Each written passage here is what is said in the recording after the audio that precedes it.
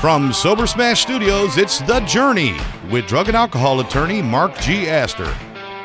So welcome back to The Journey Show. We're really excited to be here again at the Sober Smash podcast studios here at Treatment Partners of America. My guest on the show, this latest edition of The Journey, is Darren Prince. Darren wrote an amazing book called Aiming High, How a Prominent Sports and Celebrity Agent Hit Bottom at the Top.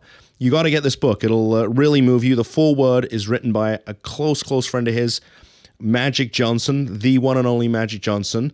I will tell you, we just got done wrapping up the interview with Darren. He's a tremendously busy guy. He's literally going from city to city to city. And we actually interviewed him while I think he was in like a Lyft or an Uber going to the airport. And in fact, I think the last half of the interview was actually done while he was in the airport.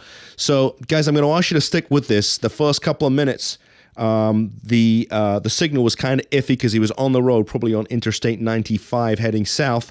So stick with it. He shares some really, really great content. He's a super nice guy.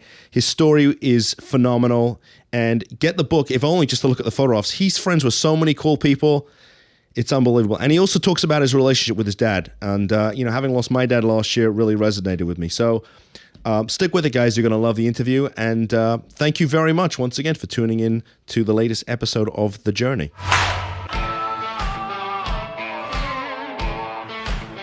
This is an unbelievable book. And, Darren, I have to tell you, I know we don't know each other, but I've seen you all over social media. And I said, who is this guy? I need to find out more about him and get him on my show. And I have to tell you, I read your book. I actually read it on a plane. I was on the way up to Michigan to go for homecoming, which I haven't done in many years, to meet up with my guys. And I read your book on the way to Detroit and back. And I have to tell you, it's fantastic. It really is. I was very moved by it. There was a lot of things in here that sort of resonated with me. Maybe part of it was because I know that you lost your dad. And I lost my father last year. So when I read that about your father, it really sort of resonated with me. So I really appreciate you joining us. Thank you very much for coming on the show.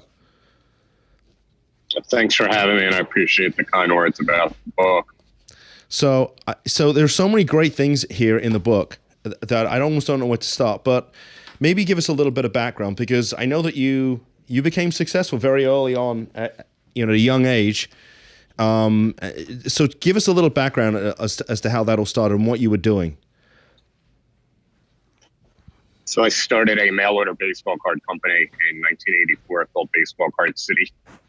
And eventually the business really blew up. By the time I was 16, I was making in excess of $200,000 a year, buying, selling, trading rare, expensive baseball cards. I was a stockbroker to some high-end investors, and I would go to trade shows all over the country. And it got me, I guess, right into the middle of the industry.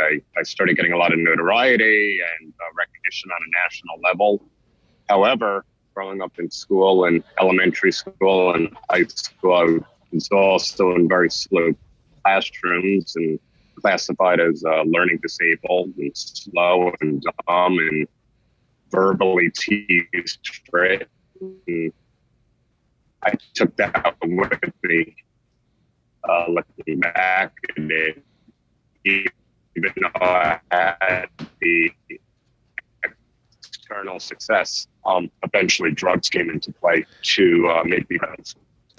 Okay, I think we were breaking up a little bit. I think that you had mentioned that eventually at some point, you got successful, and then drugs started coming into it. And I think I remember reading part of the book where you talked about the fact that you were at camp. I think I saw something about camp, and you had indicated to one of the camp counselors that you had an issue with your stomach, and they gave you something, and that was sort of the beginning of things. Yes, it happened early on at 12 years old at sleepaway camp with severe stomach pains. And the nurse gave me a green liquid that tasted nasty, and within 5 minutes, my whole world changed. I didn't know what was in it. I didn't know what I took, but I knew I needed to feel that way 24/7. Every day for the rest of my life, for the world to make sense and for me to feel comfortable and confident. And I chased it for about 3 weeks. Every night I would lie and go back to the infirmary, only to find out when my parents came for visitation day, it was Demerol. And that was the end of it after 3 weeks. Wow. So maybe back up a second for us. Where did you grow up? Livingston, New Jersey. Yeah, and I kind of got the impression when I read the book that you sort of grew up. I mean, you grew up in a conservative Jewish household, a bit like me. Am I right about that? Yes. And you were close Yes. with your family. I mean, it didn't seem like addiction was something that was in your family. Am I right about that? I mean, it runs on my mother's side. My uncle is actually in recovery. But, I don't really blame that. I don't believe in the whole genetic thing. I know what it did for me. That's just my opinion. I know a lot of people feel your percentages are much higher. My mom and dad weren't there. My uncle, my friends and family to know what it made me feel like. That was, me always having that inferiority complex of needing to feel whole. And look at it this way. Nobody else helped me get sober except God and the people in recovery, my spiritual brothers and sisters. So the same way, nobody else assisted me in getting high. That was all me. Well, so by the time that you were really starting to make some serious dollars and you were running all over the country and it sounds like you had some unbelievable clients. I mean, there's a whole thing here about Magic Johnson and how close you were with him. I mean, was the addiction just completely out of control at that point? Not the first 10 years, because when I started my agency, Prince Marketing Group, in 1995, I was 25 years old. It was very manageable. It was fun. It was enjoyable. There was a stage where I felt like it's just what I needed to be that social butterfly, that networking machine. And I do tell people that for many years it worked. And then eventually what turned out to be, living to use turned into using to live. And I realized that it was getting to a point where I couldn't do anything without them. My day would not start. It wasn't about eating or anything else. It was about getting my hands on my opiates. Yeah, because I kind of got the impression from what I read here that in order for you to have a good time, you almost couldn't do it, unless you were using or high. I couldn't function. No, it just got to a point where without the magic of no pun intended of my opiates, I just knew I couldn't do it. I had I felt that void inside without them. Yeah, and I also know there was some really graphic and interesting stuff about the whole issue of steroids. Maybe you can fill us in with that a bit. That was another one. Coming into college, my freshman year at University of Bridgeport, I was one and done, as I'd like to say. I made it 1 year, but I developed friendships with guys that'll last a lifetime. And scrawny, 130 pounds, made the baseball team. I was great in the field. I didn't have the strength at the bat, and that year was literally about making a lot of money, partying my ass off and taking steroids. And I had a .86 GPA, which I wouldn't recommend to anybody their freshman year in college. But for me, somehow, some way it worked. I caught the industry at the right time. And that's what life was about, partying, making a lot of money, taking steroids. I put on probably 40, 50 pounds of muscle weight. And I really started thinking this was the perfect life at the time. Yeah, one of the things that struck me when I first started to read the book was the foreword that was written by Magic Johnson. I mean, what a friend! What a friend he is to you. I mean, he's like a brother. Incredible, no, 100%. And I talk about it in the book when I called him on that day, and it was probably November of 2006, and my dog died. We just lost our biggest corporate account. My house had a massive flood, and I came clean about the opiates. And the other three things, although he was sympathetic and supportive and said, I understand losing a dog, you'll get through it. Yeah, you still have a lot of other good business going on. The house will be brand new once it's fixed, and you'll be able to sell it a lot quicker when you're ready to move. But this opiate problem, Darren, is a major, major concern of mine, and you need to get your life in order. He could have easily just kicked me to the curb right there, but, he didn't. And even the way the whole forward came about, man, in the book, I was with him in Miami last January, and I told him what I was doing. And I waited for the right time with this whole opiate epidemic. And he was so excited, like a proud big brother, smiling, high-fiving me, and just said, man, you waited for the perfect time. It's not about the agent life. Now you can bring people into that world through the beauty of recovery to help other people and let them be a fly on the wall of what it's like in this whole super agent life. And he just said it. He goes, man, this is going to be a bestseller the first week it comes out. And then I asked him, about doing me the honor, and we both kind of had tears in our eyes, and he said it would be his honor. Yeah, I mean, it seems like he was very close with your whole family. I mean, there's a couple of sentences, and I'm going to read it because it was so unbelievable. And he says, meeting Darren's parents helped me realize how important family was to him.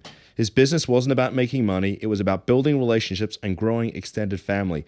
He made me part of his family, and he became a part of mine. I mean, wow. I mean, I was blown away when I read it, and just amazing, just an amazing human being. I've seen the special that he did where they talked about his relationship with Bird, but it seems like you had equally as close a relationship with the guy.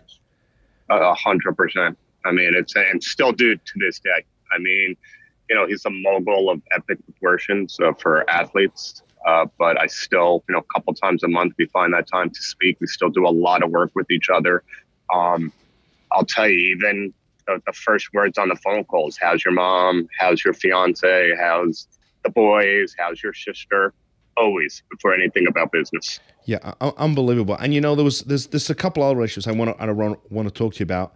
When I was a kid growing up, one of my heroes was Muhammad Ali, and I remember my dad coming into my room the morning after he lost the title to Leon Spinks, and I was just devastated. And I read the story about how you were in the room when he basically mended his relationship with Smoking Joe. I'm almost speechless, just unbelievable. So maybe shed a little bit of light on that, what that was like, because I mean, I think it was HBO or Showtime. One of those guys did a whole special on Smoking Joe about how, I mean, at one time he was friends with Ali, and then, when, the fight took place, I think it was a Thriller in Manila, how, Ali said some horrible things about him. I was a part of both documentaries. The Fight of the Century, One Nation Divisible, which won a ton of Emmys. I think that came out in 2000, and that was all about Ali Frazier one, and then the Thriller in Manila one was the Showtime one that came out about a year before Joe passed away. But that was it. I mean, that was the story that I had to come out with in the book, because my dad, when he was alive, always wanted me to tell it. And I just really didn't know what the right platform was. And I was like, who's going to want to, they want to hear about the story, about what happened, what was said, did they hug, did they make up? It's the greatest rivalry in the history of global sports that we'll ever achieve. But who am I to tell it? And then as this opiate epidemic getting worse and worse, and I celebrated 9 years sober last year, like you, I lost my dad.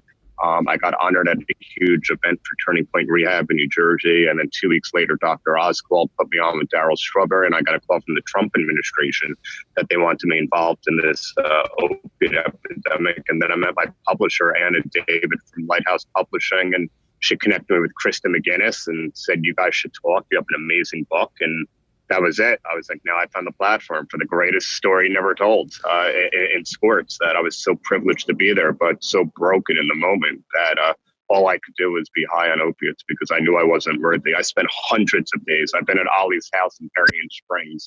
Joe, forget about it. 3-4 days a week we'd be together. He was a second father to me, yet I could not feel a part of these two kings in one room at the exact same time. And I couldn't be present for it. And even the next day, sitting center court with them at the NBA All-Star game with Magic and Cookie to my left, and Justin Timberlake and Britney Spears were dating at the time to my right, and Puffy came over, and Jay-Z and Michael Jordan and Kobe and all this craziness. And I did not feel worthy of any of it. And I was in and out of the bathroom. So yeah, it was amazing. I mean, and I didn't know this because, I always thought, that when Joe Frazier died, that, he hadn't mended that relationship. And until I read that portion of the book, I was like, wow, I didn't know this. And I don't know if anybody, until you wrote your book, would even know that.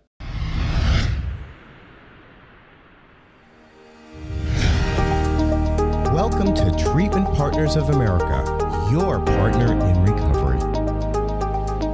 Treatment Partners of America is a unique, state-of-the-art substance abuse facility. Our trained professionals first focus on finding the core issues in trauma that lead to addiction, with some of the best doctors, nurses, and behavioral health techs the industry has to offer.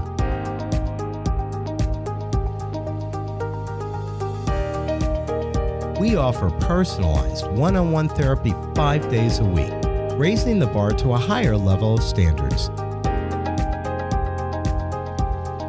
Whether it's drugs, alcohol, eating disorders, gambling, sex and love addiction, or even relationship addiction. Treatment Partners of America has specialists to treat and to help heal your addiction long-term rather than attempt a temporary 30-day quick fix. So there's a couple other relationships in the book that I want to talk to you about. Evel Knievel. You know, when I was a kid, my father took me to see Evel Knievel jump, I think it was 12 double-decker buses at Wembley Stadium in London, and that's when he crashed. And after they, slapped him to his feet, he said, "You'll never see me jump again." And of course, that wasn't true. But he was sort of one of my heroes, and I had the little toy that you could wind up and shoot off the Evel Knievel motorcycle. We all had it, right? We're probably the same age. I have it too. Yep. All right. So tell us about your relationship with Evel Knievel, because it's just another amazing guy.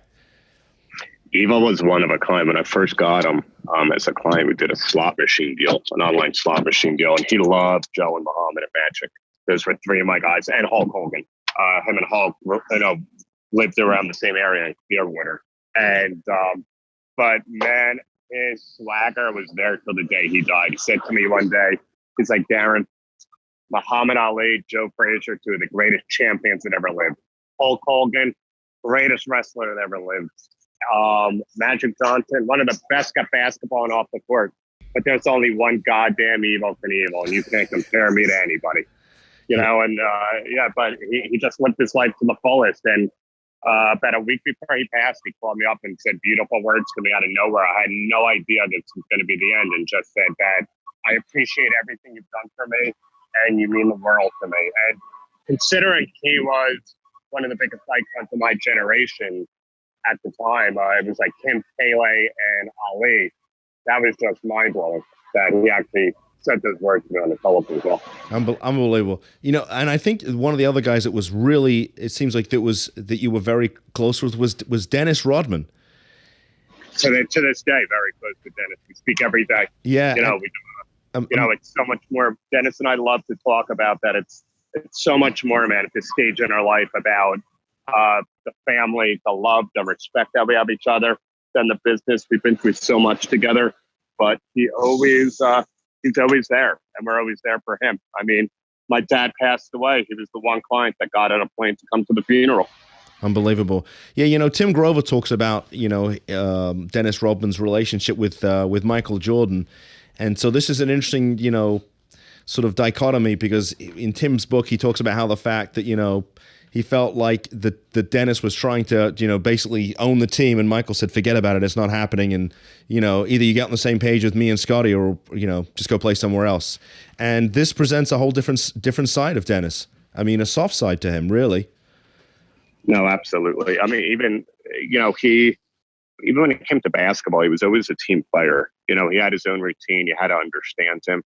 It's the same like that right now with him when we work with him. He's not Magic. He's not Hulk. He's not Charlie Sheen. Everybody's different the way they operate. But we do know that when Dennis shows up, he can turn it on and off at any point. And he's got a big, beautiful heart, too, when it comes to something personal, something charitable, a family that needs help, a person that needs help, somebody sick, somebody that, unfortunately went through a hardship. He's one of the first guys that wants to help.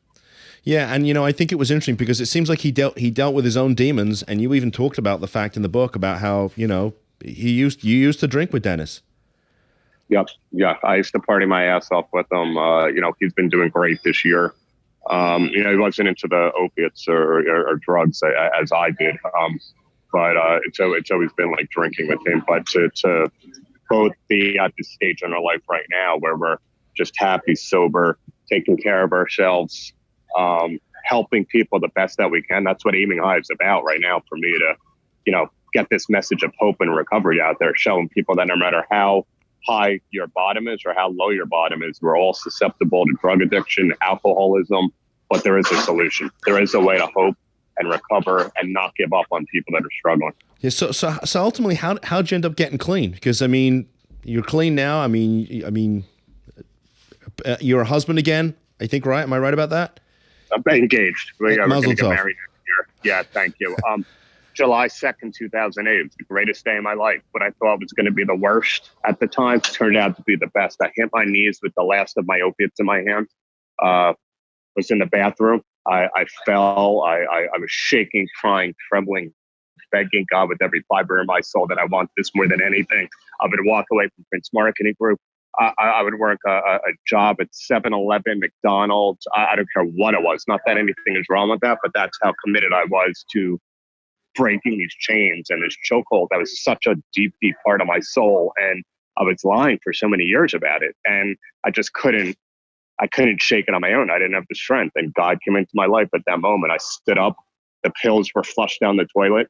I didn't even know how it happened. I heard a voice that I got you when you're ready. And went to a 12-step meeting 20 minutes later in New York City. And it wasn't about Hulk Hogan. It wasn't about Muhammad Ali or Joe Frazier or Magic Johnson. I met people in a church basement at 8 o'clock at night that made me feel whole for the first time in my life. They made me feel accepted. They made me feel a part of. They made me realize that they would love me until Darren Prince learned to love himself. They didn't care about what I did, who I worked for. They just wanted me to stay sober one day at a time. And if I got it, the only thing they asked is to give the gift away to other people. Yeah, it's interesting. One of the conversations we have with families is the difference between getting clean and staying clean. So, what do you do? What's your ritual to stay clean? Because I'm sure it's an everyday part of your life now, making sure you stay clean. I'm literally I just got to Tampa Airport. I was at my condo in St. Pete the last 2 days, shutting it down with my fiance and my boy Bo, who one of the big agents at my office. We had a big event at Komodo Monday night that Hulk flew in for, and Dave Grutman made a cameo, our boy, and Rodman and Chuck Zito and Kevin Harrington. And I needed a few days to kind of decompress. And I go to my 12-step meetings pretty much on a daily basis all over the world. I went to one this morning. Again, there's just nothing like that spiritual connection of being around people that you don't know, but you know everything about them. And you're not home, but you're home. And to have that 1 hour break throughout my day to keep me recharged, to give me the strength to help other people that are sick and suffering, or some that are on their sober journey already. We just want to talk about life. Our perspective and our perception changes the deeper we're connected spiritually. And the more we give back, then you just go to a whole nother level. And that's what I do. I mean, I worked for Banyan treatment centers in all over Florida. They've got locations in Florida, Illinois, Massachusetts, Pennsylvania, Turning Point in New Jersey. I'm on the board of. There's nothing better, man, than be able to not just find somebody that wants the help, but then direct them to how to start getting the help that they need, because there's a huge difference. Right. So what do you do other than promoting the book, which, and I'm going to hold this up again, because if for the folks that maybe they're going to, where's the camera? Over here? There we go. The folks. There it is. There we go. Look, there's going to be a lot of people who are going to watch this show, Darren, and I'm going to tell you something. This is a phenomenal book. You should get it. Even if you're not in recovery, I guarantee you know somebody who's either struggling or working to stay in recovery. If you're a human being, you should read this. It's an amazingly moving story, and I applaud you for having the chutzpah, the guts to share this with people. Other than running around promoting the book, because I know you're everywhere, because every time I turn on the internet, I'm like, there's Darren. Once this is all done, what are you going to do? Maybe a movie? I mean, what are you going to do with your life? It's funny. I'm actually in talks right now. I met with somebody that's part of Lionsgate, another documentary company that's come to me. It's actually one I'm supposed to meet next week. Prince Marketing Group is my prime focus when it comes to professionally. My clients know that, we're busier than we've ever been, but this is a story that I need to keep getting told. I was blessed 2 weeks ago to land in Los Angeles. It made international bestseller already in 4 different countries: Australia, England, USA, and Canada. And Saturday, after my Barnes & Noble's book signing in Livingston, New Jersey, I literally get a screenshot from the marketing department. It hit #1 on new release in Amazon. So I love that's great, because it's not about me. I've got a higher power that's working for me right now. And, he needs me, I think, just as much as I need him. And the world needs to hear this message. They really do.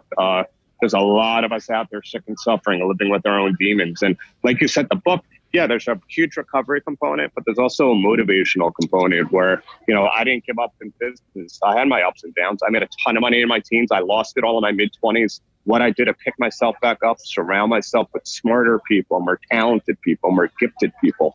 I learned from their years of mistakes. I also learned from all their triumphs and their victories. And it saved me years and years of morphine so I can get back on my feet a lot quicker. Yeah, one of the things that you talk about and seems to be a very consistent component of people who are in recovery is the spiritual nature of recovery. And just everybody that I talk to who's in recovery, and I've interviewed Daryl, I've interviewed Vance Johnson and Randy Grimes, those guys, and they all talk about that spiritual component, not necessarily a whole religious thing. And, being raised in an Orthodox family, I had enough of that as a kid, but there's a certain spiritual part of being in recovery. And I know you talked about it, and it's in the book too. I noticed that. It's not, and I grew up Jewish, and I got nothing against my religion. I love Jewish people. I love everybody. But to me, as I told my mother, religion, in my opinion, is more for, again, my opinion, people that are afraid of going to hell. Spirituality are for those who have been there. Right. And I've been there.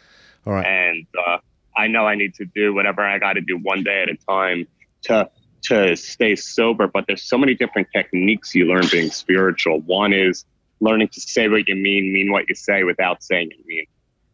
Like our parents used to tell us, it's not what you say, it's how you say it when you were growing up. Or try to understand people instead of you being understood.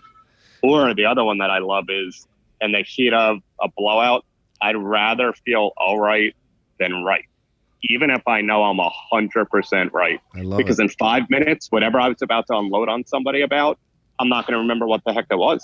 And I'm not going to have that emotional hangover now where I have to apologize. I feel like an ass, and I don't ever want to go there. And I'm still not perfect at it, but I'm a million times better than I've ever been. I love it. I want to ask one other thing, and then I'm going to let you go because I can see that you're in the airport. Okay. Which is, yes. I know when my father died, I didn't realize how much I learned from him until he was gone. But one of the things you talked about here was, one of the things that my father talked about was the issue of, your reputation, right? It takes a lifetime to earn it and a split second to lose it. To destroy it. Especially now with social media. I mean, you could be poo-pooed in 10 seconds. Absolutely. I'll never forget that. I mean, there's so many great lessons I had from my dad, and I know he's looking down proud. I was actually going to go before I left with my fiance and my boy Bo to bring him a book at the cemetery because I know he's waiting for one. But, he gave me so many beautiful lessons on life and in business. And, the idea is 1% carrying it through is the other 99%. It's not what you say, it's what you do. Your reputation is the hardest thing to uphold and the easiest thing to lose. You get one chance at it. It's great. Yep. It's great. Where are you flying off to? Los Angeles. I've got my big book release event on Sunday night at Beauty in Essex. Okay. And I've got a bunch more press I got to do. I'm doing my publisher, Anna David, has a big podcast. So I'm doing that tomorrow. Then Monday, Good Day LA is having me and Dennis Rodman on from Dodger Stadium, which would be pretty exciting. That's going to be great.